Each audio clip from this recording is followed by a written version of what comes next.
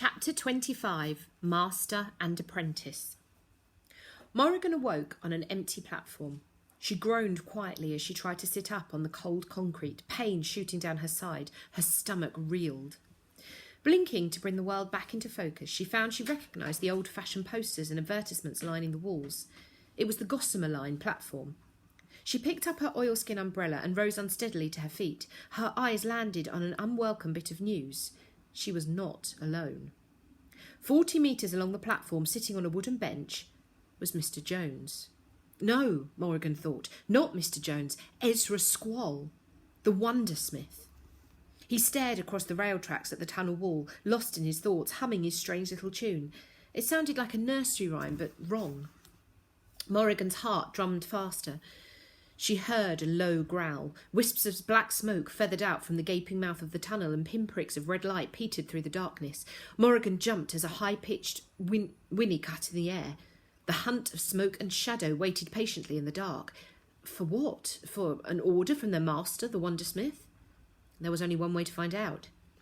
Morrigan walked slowly down the platform, her footsteps echoing. Ezra Squall was unnervingly still. He just kept humming, kept staring at the wall.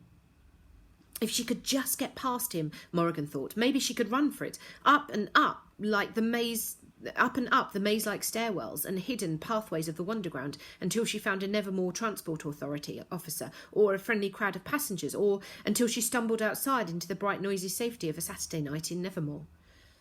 She took another tentative step, and another. Little crowling with button black eyes, Squall sang softly. A smile crept across his features, small and slow, never quite reaching his eyes. Swoops down in the meadow where the rabbits all hide. Morrigan paused. Hadn't she heard this song before? Perhaps she'd learnt it in nursery school before they kicked her out for being cursed. Squall's voice was high and clear, sinister in its sweetness. Little rabbit, stay by mother's side. He turned to look at her, and as he did, one by one, the green and white tiles that lined the platform walls turned gloss black, as if by some silent command. All the little crowling, will peck out your eyes. He finished his song, but the terrifying smile remained. Miss Crow, you look like a person who's figured something out. Morrigan said nothing. Go on, he prompted, his voice barely a whisper. Show me how clever you are. You're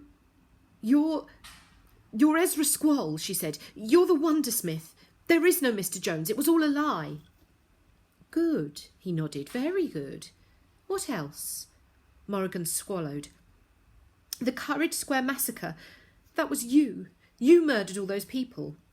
He inclined his head ever so slightly. Guilty. What else? Morrigan swallowed. It was you who sent the hunt of smoke and shadow after me. The lights on the station platform flickered.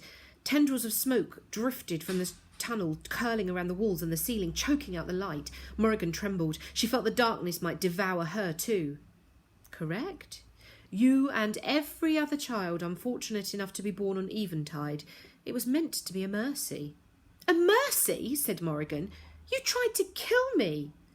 He closed his eyes as if disappointed. Wrong. I don't try to kill people, Miss Crow. I simply kill them. You may have noticed you are still alive. Not, I assure you, because your Captain North made his daring rescue, but because I intended you to live. Liar! I am a liar, yes, but not always, and certainly not this time. He rose from his seat and stepped closer. You were only half right. I sent the hunt after you, but not to kill you. At the mention of their name, the black smoke hounds emerged from the tunnel, stalking low to the ground, followed by a wall of hunters on horseback. They moved slowly, dreamlike, waiting for an order to attack. Morrigan stepped backwards. Don't run, Squall warned her. They love it when children run. She froze, unable to take her eyes off the hunt. Her pulse was thrumming all the way down to her fingertips. Quite frightening, I agree, he said, glancing back over his shoulder. Some of my best work. They are the perfect murder machine. Ruthless, unfeeling, unstoppable. Believe me, Miss Crow, if I had ordered them to kill you, you would not have lived past eventide. You would be nothing but a pile of ash. The order I gave was not to kill, it was to herd. He smiled. The skin on Morrigan's neck prickled. For the smallest of moments, a brief flash, she could swear she'd seen the shadow of the Wondersmith on his face. Black eyes and black mouth and sharp bared teeth, the hollowed-out face of a creature who was neither man nor monster, but something else Morrigan dared not imagine. They failed the first time, of course, allowing that abominable ginger to spiritual way into his ridiculous mechanical spider. But I knew they wouldn't fail again, not once I finally found a weakness to exploit on the Gossamer Line. It's taken most of the year and one or two minor Wonderground disasters. "That was you!" Morrigan said. Her voice was shaking. "Those derailments. People kept saying it was the Wondersmith, and they were right. You killed 2 people. Trial and error," he said with a shrug, "all in the name of rounding you up like a lost sheep. And now, little lamb, it is time to go home." He turned to her and held out his hand. A train whistled in the distance. Morrigan took another step back. "I'm not going anywhere with you." "I respectfully disagree." Morrigan heard the sound of an engine gaining speed. A silvery gold light shone from the depths of the tunnel, growing brighter and brighter, piercing the wall of blackness that was the hunt of smoke and shadow until it finally broke through, shimmering and pearlescent, too beautiful and too terrible to look upon. The hunt scattered, evaporating into thin air and reappearing on the platform like a tornado, with Morrigan at its eye. The oilskin umbrella tumbled from her hands. They spiralled around and around her, binding her in black ropes of smoke and shadow, pushing and pulling her deep into the blinding golden light of the gossamer train. A whistle blew, and the train departed. There was a chill in the air, and Morrigan could feel it even through the gossamer. It was cold outside Crow Manor. The lawn was covered in a layer of frost. Behind the tall iron gates, the house was a black silhouette against the darkening sky. Squall stepped forward, gazing up at the house with manic, shiny-eyed anticipation. "Let's pay a visit, shall we?" The Wondersmith was no longer a bodiless entity floating on the Gossamer Line and unable to affect the things around him. He was back in the Republic, back in his body and relishing his freedom. He cracked his knuckles and stretched out his arms, and with one precise flick of his wrists, the gates opened. But no, they didn't just open. They peeled back, rail by rail, the solid iron groaning as if bent by some giant invisible hand. The dogs came running around the side of the house, barking viciously at the noise. "Woof, woof, woof," Squall barked back at them like a madman.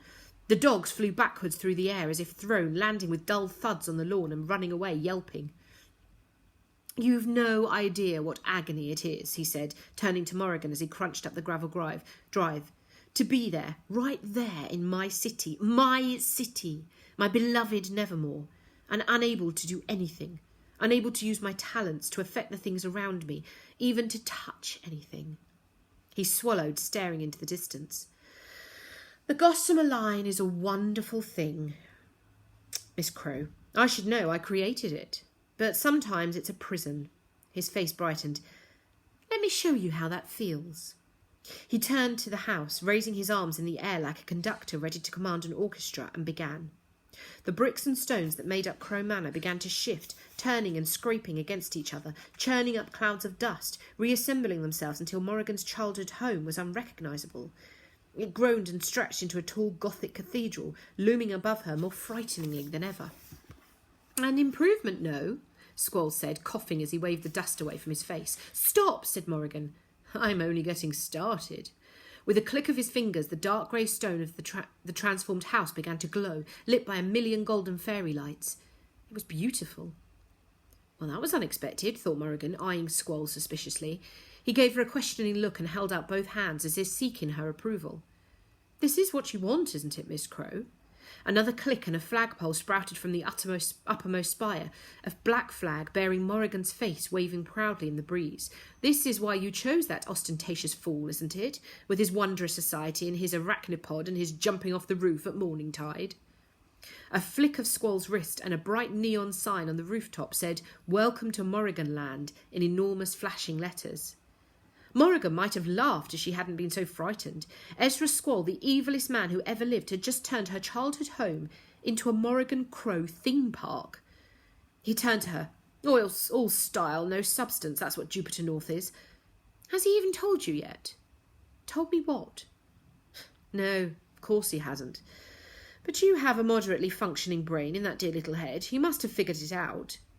As he spoke, Squall fluttered his fingers and made jets of water shoot up from the fountain and freeze in mid-air like ice sculptures. He wasn't even looking. Morrigan wasn't certain he even noticed he was doing it. "Tell me, Morrigan Crow, why did I ask you to be my apprentice?" Morrigan swallowed. "I don't know." "Nonsense," he said softly. He lifted his hand and made a pattern in the air. The neon sign of fairy lights stuttered and died. The spire began to crumble. A few grey stones tumbled down to the ground. "Tell me." "I don't know," she repeated. She jumped aside as a large chunk of stone fell where she stood. "Think." But she couldn't. Crow Manor was crumbling right before her eyes. The outer walls turned to piles of dust and debris, revealing the warmly lit rooms inside, untouched by Squall's destruction. A tableau of life as normal for the Crow family. Closest to where Morrigan stood, her father, stepmother and grandmother sat in comfy chairs in the parlour, oblivious to the fact that Crow Manor was turning to ruins around them. Ivy fed one of the babies, Corvus rocked the other to sleep. Grandmother was reading. A fire burned in the hearth. "Do I really need to tell you?" Squall said, coming to stand beside her with a look of puzzled amusement on his face. "Miss Crow, you are a wondersmith, just like me." At those words, Morrigan grew cold. She felt a shiver down her spine, just as real and chilling as if an icy finger was drawing on her back. Her skin turned to goose flesh. "A wondersmith, just like me." "No," she whispered, and then more firmly, "No." "No, you're right." He tilted his head. "Not quite like me. But one day, if you work hard and pay attention, you might come close." Morrigan clenched her hands into fists. "I'll never be like you."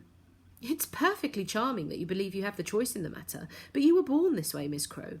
You are set on a path from which you cannot diverge." "I'll never be like you," Morrigan repeated. "I'll never be a murderer."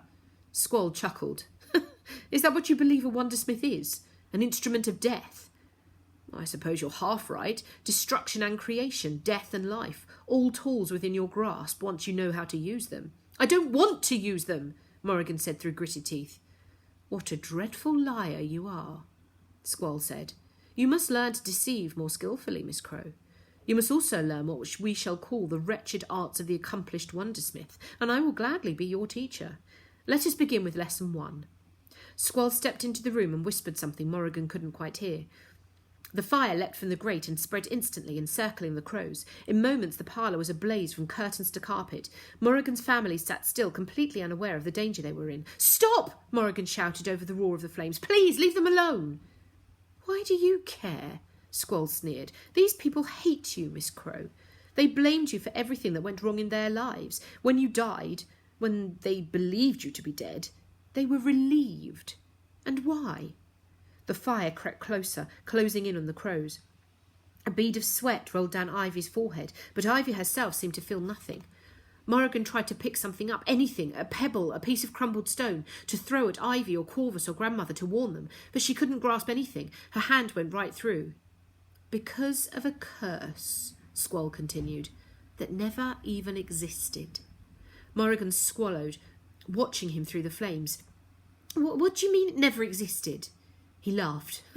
"The curse was nothing more than a convenient way to explain why all you eventide-born have such a nasty habit of kicking the bucket before you come of a troublesome age, before you start attracting and absorbing too much of my precious wonder, like the greedy little lightning rod some of you have the potential to become.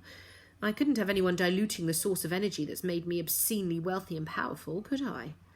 I am the only conductor of wonder. Its power resides with me. Of course I had to eliminate any potential threats. You can't blame me for that. It's good business sense." "There's no such thing as the curse," Morrigan said. She finally understood. Jupiter had told her, but she hadn't believed him. Not really. "You're the curse."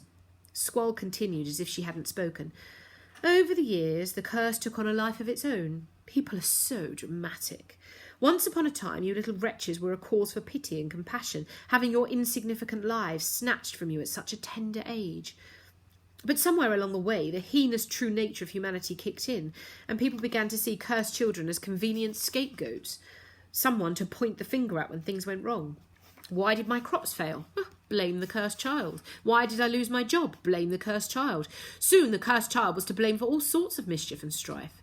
The legend grew and grew until cursed children were not only the sorrow of their families, but the bane of everybody else's existence. Squall took the baby from Corvus's arms. Corvus remained still, his eyes glassy and unseeing, reflected the bright orange glow of the fire. The parlour had become a furnace, and the flames were throwing up billowing waves of smoke. The smoke became swirling black shapes, weaving in and out of the fire. Morrigan heard a howl. She shuddered. The baby tried to grab at Squall's nose with its fat little fingers. The Wondersmith made a funny face, and the tiny snowy-haired boy squealed with laughter. "So you see, Miss Crow, I didn't make your family despise you. They did that all on their own." He made the baby wave his little hand at her. "Shall I kill them for you?" "No!" cried Morrigan. "Please, no!" Squall dropped the baby in mid-air, but instead of falling, it floated slowly to the floor. She had to do something, had to stop him. But how? What could she possibly do through the gossamer? She was powerless. "No? Are you certain?" "I'm not sure I believe you." He watched her with a tiny teasing smile on his lips. "Tell me, little crowling, why do you think I should let you live?" Morrigan said nothing. The hunt of smoke and shadow was taking form around them. Snarling hounds and faceless men on horseback grew out of the flames and surrounded her unguarded family. Closer and closer, waiting for a command from Squall. Waiting to kill. "I've destroyed so many others, been so patient all these years waiting for the right one. A lesser man would have given up, but I knew that you would come. That one day a child born on eventide would rise to take my place, a child filled with dark promise in whose eyes I would see a reflection of my own, my true and rightful heir." He knelt down to bring his face level with hers. His voice was so soft and his smile so sincere that for a moment Morrigan saw her friend, Mr. Jones, in this madman's face, with its lines etched in shadow. "I see you, Morrigan Crow," he whispered, his eyes glinting. "There is black ice at the heart of you." "No!" Morrigan shouted. Something inside her reared away from Squall as the ocean pulls back from water from the shore to build a wave. Suddenly, that was what she was, a living tidal wave of rage and fear. She was not like him. She would never be like him. Morrigan stumbled backwards and instinctively threw up her arms, surrendering herself to the wave inside. A bright, blinding light filled the room, obliterating the hunt of smoke and shadow, dousing the flames with one booming golden white pulse that lasted several seconds, or maybe several days, or maybe an entire lifetime, and then was gone. In its wake, silence. The crows, still shrouded in blissful ignorance, staring but not seeing. Squall, wide-eyed and lightning-struck, sprawled on the ground as if he'd been thrown there, staring up at Morrigan as if he'd just now been given the gift of sight. And Morrigan herself, trembling with the aftershock of whatever that was. She destroyed the hunt of smoke and shadow, or if not destroyed, at least sent them away. That was good enough for now. Morrigan had no idea how she'd done it, how she'd made the light come. But in those few blinding seconds, she recalled once again Squall's words of her this past summer. Shadows are shadows. They want to be dark. Picking himself off the floor, Squall found his voice at last. "You see, Miss Crow," he said, eyeing her warily, "you should have accepted my offer. But the truth is I don't need you to. You have already apprenticed yourself to me simply by living past your 11th birthday. The gathering is underway. Wonder has noticed you, and you are at its mercy." "What does that mean?" Morrigan asked. "What's the gathering?" "You were born a Wondersmith, but if you do not learn how to harness wonder, it will harness you. If you do not learn to control wonder, it will control you. It will burn you slowly from the inside, and eventually it will destroy you." He shook his head, one side of his mouth curving into a rueful smile. "I told you it would have been a mercy letting the hunt of smoke and shadow kill you. But alas, you seem to have driven them away, at least for now. Never mind, I didn't bring you here this evening to harm you or your family." "Then why did you kidnap me?" "Kidnap you?" He looked amused and perhaps a little offended by the idea. "Kidnap is just another word for steal. I'm not a thief. This isn't kidnapping. It's your very first lesson in how to be a Wondersmith. A masterclass from a masterful teacher. Lesson 2 will take place as soon as you request it." Morrigan shook her head. Was he joking or just insane? "I won't ever request anything from you. There's nothing you can teach me." Squall laughed softly as he stepped through the dying embers, kicking up swirls of ash and sparks. "I am the only person alive who can teach you anything worth knowing." One day, very soon, you will come to a deep understanding of that terrible truth. My monsters and I will make sure of it." He tilted his head to the side, all traces of amusement gone from his black, fathomless eyes. "Until then, little crowling."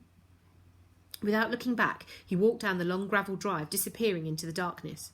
In his wake, the last remnants of the fire were gently extinguished, the curtains and furniture unburnt, the shattered windows unshattered, the stone walls of Crow Manor rebuilt themselves, and the mangling iron gates unbent, closing with a soft clang. Morrigan stood in the middle of the now peaceful parlour. She watched the oblivious crows and felt a strange, yearning homesickness blossom inside her. But it wasn't for this place. It wasn't for these people. Morrigan closed her eyes. She pictured in her mind the silver-handled umbrella and the little opal bird lying on the Wonderground platform where it had fallen from her hands. She waited. She heard the whistle of the gossamer train, and she went home.